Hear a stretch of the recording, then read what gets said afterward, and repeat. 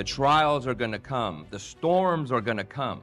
And the only way that you're going to remain steadfast is if you're standing on the rock. And so every time the word comes and it pricks us, it's to make that foundation solid, because he knows the storms that are ahead of you. We don't know, but he does. That's why we learn to look at things as preparation for what's to come, instead of looking at things of what's going on right now, because that is your trust. Your trust is in saying, in God, you know all things happen because you allow. So it must be for a purpose and a reason. And it's for this very reason. When the floods come, you're steadfast, you're solid. And he gives us the example when the storm was crashing and all the disciples were in the boat. Jesus is asleep. He's not running around saying, oh my God, we're gonna crash, we're gonna die. He's sound asleep in the middle of your storm, which means he's not worried about it. He knows what the storm is there for because he is in control of it. And that moment was to prove to the disciples his power over the storm. But it doesn't mean that he's always gonna stop the storm.